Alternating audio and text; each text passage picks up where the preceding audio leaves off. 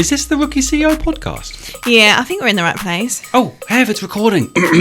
This is Fuzz. And I'm Hev, and you're listening to the Rookie CEO podcast. Today we are joined by Sue Lee, our local hypnotherapist. Where are you based, Sue? I'm actually based in Crowborough in East Sussex. Oh, okay, so not very local. Not very local to here, but I work on the internet, so I can work anywhere in the world. And remind us, what is the name of your business? It's Sue Lee Hypnotherapy. Quite simple. Simple as that. And in this episode, we're going to be talking about the power of hypnotherapy. Yeah. And who's better to talk to about that than an actual hypnotherapist herself? But before we jump into that, what is it? How long have you been doing hypnotherapy for? I started about 15 years ago, so quite a long time. I did have a little bit of a break when I decided to move to the country and retire, and then after about 2 or 3 years I thought, actually I don't really want to retire, I need to go back to work. It's a bit boring, so yeah, I came out of retirement and came back to work. And what was changed with hypnotherapy before you retired and after you retired? Is it all kind of, does hypnotherapy evolve?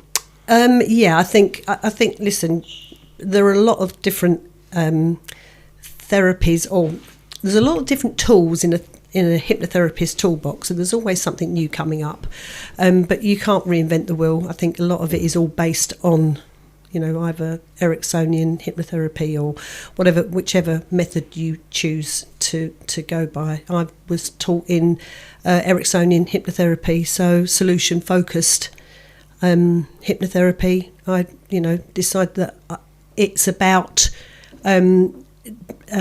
focusing on a solution for somebody. And that's where I come from, the perspective that I come from. Have you found, like, before and after COVID, the things that people come into you with, are they different? There's a lot of anxiety. Yeah. There's a lot of anxiety around, and I think that was due to COVID. Yeah. I don't think people realise the effect that had.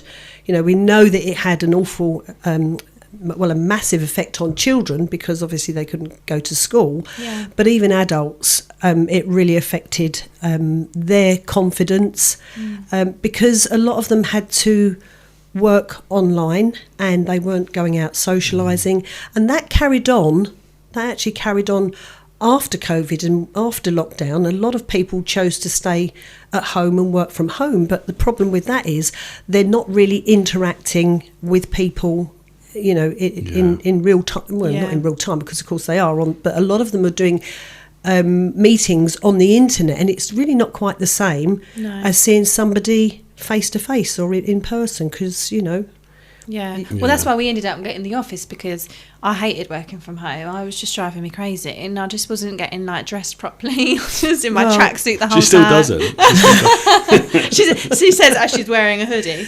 But I would just feel like a tramp all the time. So I was in a different boat, because obviously, I was happy working from home, but I was so much more productive, and I didn't realise I was so much more productive outside of the house and with you. And then it revolutionised our businesses completely, didn't it? Yeah, but going back to hypnotherapy, that's why we're here. I want to debunk something that everyone thinks about hypnotherapy, and you probably get it all the time, I'm sure. Mm-hmm. What is hypnotherapy? Am I going to get hypnotised?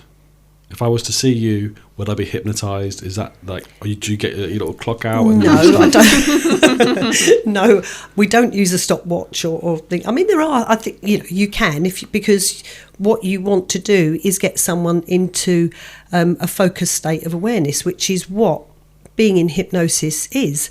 So I could say follow this pen, or whatever. There is a particular technique that we use, where we use our fingers, and we sort of use our fingers to get somebody to follow our fingers, and get them to lower their eyes several times, etc. We go into an induction first of all. So no, when I first meet someone, I don't automatically hypnotise them. If I could do that, I would have hypnotised my husband. I was going to say a long time ago. Have you ever used your powers in a personal situation? No. What do you mean by that? Actually, hold on a minute. Been pulled over by the police because you're drink driving. No, I'm joking. That's just a very extreme situation. But have you ever kind of thought, I could potentially use my learnings here. No, not really. No, I've never done that. Absolutely not. I think hypnotherapy, it is all about language patterns. And I wish I knew years ago when my kids were little more about language patterns and how you talk to people to get a result, if you like. But I didn't know then. I wish I did, because I think I probably would have had a lot less stress in my life with the kids.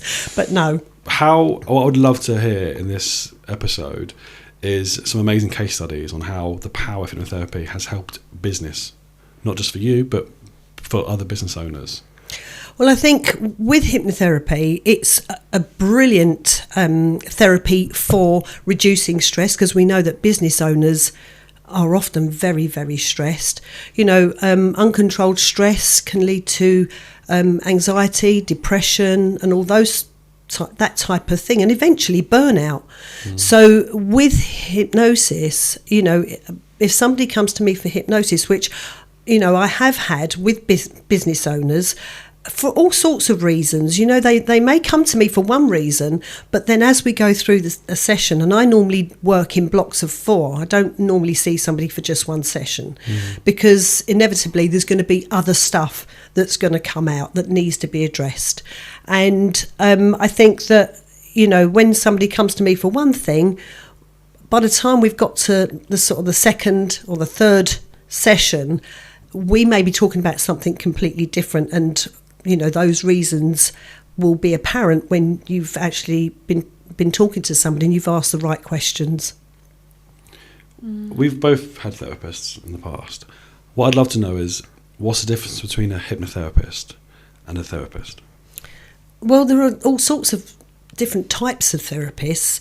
I am not just a hypnotherapist, I'm an EFT practitioner. What does that mean, sorry? EFT is emotional freedom technique. It's where you might have seen people tapping on certain parts of the face and the body. Okay. It's a bit like acupuncture without the needles. Okay. I'm also... when I say I'm a hypnotherapist, I'm an NLP practitioner, I'm a life coach, I'm NLP, a health and wellness. Sorry. No, NLP is neuro-linguistic programming. Okay. So that's basically one of the tools that most hypnotherapists will use. I don't think... I always thought that all hypnotherapists knew NLP, because they do work brilliantly. They go hand in hand with one another. But, apparently not all hypnotherapists are trained in NLP. So, I've got a lot of tools in my therapeutic toolbox, and hypnosis is just one of them. Hey Hev, have you heard of IT Managed Services? They're an IT support service based in Kent. Yeah, I've been with them for over a year now. I love being able to just call them at any point and they take over my computer and fix the issue so much quicker than spending hours on Google. Why have you kept that to yourself all this time? Right, I need to sign up to these guys. What's their website? It's it-ms.co.uk, or you can call 01634 218 362. So it just depends. I'm not a counsellor. People sort of say, when we talk and they go, I've had counselling in the past, and they've asked that type of question. Yeah, I'm trained in counselling skills, but I'm not a qualified counsellor. So I always say that to people when they come to see me. What does NLP mean? Obviously, what it stands for, but what does that actually mean? Well, neuro-linguistic programs. So neuro is to do with the brain, linguistic is to do with how you talk, and the program is how you behave. Yeah. So all those things, when you put them together, it's just one of there are different types of things that we use as an NLP practitioner, different things, tools in the toolbox. And sometimes we use them out of hypnosis, and sometimes we use them when somebody's in trance. And because trance, by the way, trance and hypnosis mean the same thing. Yeah. Okay. So sometimes we use them in trance, and sometimes we use them outside trance, just getting somebody to do something. Yeah. Do you ever get, because I know there's a few people that I know who they just don't believe in hypnotherapist or trance. Like, do you have to believe in it to sort of be under that sort of trance? No, you don't have to believe in it, but you do have to have an open mind. Okay. I've had people say to me, "Oh, well, you couldn't hypnotise me," and I go, "No, probably not." And they go, "Oh, why not?" And I say, quite simply because you've just told me I couldn't hypnotise you. So if somebody says that to me, I know that they're not going to be open to suggestion.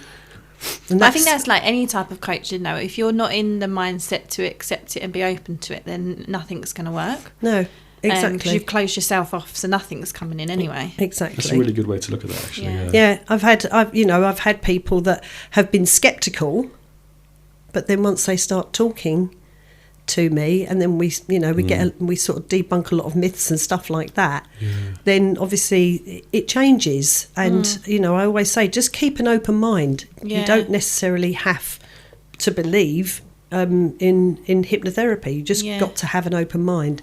I had that with when I was in a period of really stress. Someone said to me, "Oh, we'll go for a sound bath," and I thought, "No, I'm sorry, I'm not sitting there on the floor laying down with a blanket listening to someone play some glass bowls." Oh, I love and then I went and I was like, "This is the best thing I've ever done." Yeah. But I genuinely, because I'll try anything once. But I was a bit like, I don't think this is going to work. And then I've come out of there and I feel like a weight was lifted off my shoulders. Yeah. It was amazing. The power of sound. Well, we know the power of music, don't we? How music lifts your vibrational energy. And we, as a hypnotherapist, I work a lot on vibrational energy. As soon as you work, and by that I mean when you walk into a room, you can feel the energy in a room. When you walk in. I am the energy normally. I think you are, actually. I've only ever met you. This is the second time I've met you, and I think you actually absolutely are. I pick up on people's energies quite a lot, and when people's energies change as well, I'm like, what's wrong? Yeah. Are you okay? Yeah. That's an ADHD trait, I find. Yeah. Yeah, I'm just saying. Sorry. Listen, I know all about ADHD. Just slightly touching on that then, the neurodivergent side of things. Do you find that a lot of your clients potentially have that? There are more and more that have it. Because what I find is it is a superpower in the business game. And I'd love to know the stats on how many successful, obviously that's more of an opinion, but how many business owners have neurodivergence or are neurodivergent? Yeah, you see, I would have no idea, but there are more and more people being diagnosed with ADHD. I have it in my family. I've got a brother and I've got a son that have it, and I'm virtually certain that I have it. I've never been diagnosed, but I know the patterns.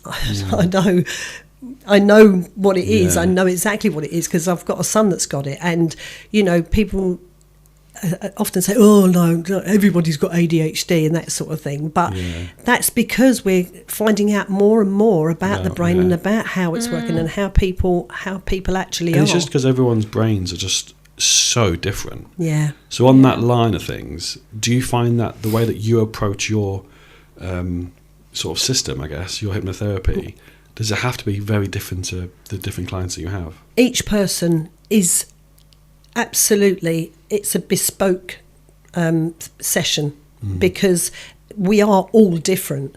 And some people have more analytical minds, some people, which means that they may not necessarily be able to go into trance in the same way as somebody else who's maybe like yourself or, just somebody that's a bit calmer and more open to suggestion and the way that their brains work. So you have to, that's the whole point of doing a consultation. And actually the first session is always longer with me because I really want to get to know that person. And a lot of actually therapy is about rapport. I often hear people say, oh, I went to counselling, she was rubbish, or, didn't like that, and like that didn't do anything for me. And a lot of the time that is because they haven't found the right person. You have to have rapport between two people to actually to do therapy. Connection is so important. 100%. Absolutely 100%. I would love to, what piece of advice would you give someone who hasn't actually invested in any sort of coaching or therapy, but they know that they need sort of rewiring in a way? What would be your biggest bit of advice to them from a hypnotherapist point of view? Well, you have to be aware that you need therapy, and a lot of people aren't actually aware. They just go about life oblivious and they think, they don't actually realise that they actually could do with some coaching or therapy, because listen, we all suffer trauma at some stage in our life, even if it's just something very minor. They now know that even that there are lots of minor things that are traumatic for people. And I think that we just go through life and we just carry on because life is so fast paced, and we don't calm down. We don't ever take time out to sort of just sit and be. Like when we were kids, we'd sit there and go, "Oh, I'm bored. Oh, I'm bored." No, actually, kids just don't even do that anymore. You know, we don't do it. We rarely sit there. That is one thing that I did. We went to Centre Parks a couple of weeks ago, and it was just so nice to just be bored. Yeah. Like I just sat outside in the garden. There were squirrels everywhere, so I probably wasn't that bored. I felt like I was in a Disney movie, if anything, but I did feel bored, and it was just so nice. Yeah. It lasted about 10 seconds until I got my phone back out again. But when we're bored, that's probably when we're at our most creative. Yeah. You know, because we're actually stopping to smell the roses type of thing, you know, and we don't always do that. So my biggest piece of advice, going back to that, I think is, one, you have to be aware that you need or would like therapy of some description, and do your due diligence, do your homework, and if, especially with hypnotherapy, because it's a bit like the wild west, we have no governing body. There are no rules. You know, anybody can go out and say that they're a hypnotherapist, set themselves up and make out they're a hypnotherapist, which is dreadful. There should be some kind of governing board that actually controls that. Now, there are registers. I belong to the GHR, which is the General Hypnotherapy Register, and you know, you have to show them that you're qualified. You have to show them the certificate. They have to know, you know. It was a very long time ago that I joined them, but I think I must have had to give them proof of case studies and stuff like that. So, you know, you need to make sure that whoever you're going to have therapy with is actually qualified. And then the next thing I would say is to go and look at their testimonials, their reviews, and see what other people are saying about them. That's a massive one for me, you know. And it's often quite difficult to get reviews because it's such a personal thing. People don't want to. They may give you a review, but they don't necessarily want you to show their name because they don't want. It's almost like that thing, isn't it, where we're ashamed to let the world know that we need some help. Yeah, because don't want people to know that they needed to get therapy. Because they look at it like it's a weakness, and it's not. If anything, it's a strength to actually be able to be aware and to know that you need that, and to actually go out and find somebody and want to make your life better. Well, that's why at the Rookie CEO event we always have a mindset speaker, because me and Sam big believers in you should always be doing some sort of self-development. I think because otherwise, actually, it was the classic case of prevention's better than cure, isn't it? If you actually put these steps to look after your mindset, you won't get to this place where you burn out and it's like already too late. And I think that's probably, well, I would like to think it gives people confidence a little bit to talk about it more. And I think it is happening, isn't it? When people were there, they're talking a bit more openly. 100%, yeah. I think we're all a work in progress, let's be honest. You know, I'm a therapist and I'm still a work in progress. There are things that I still have to work on, and I work on them every day. So, you know, I don't think that ever stops.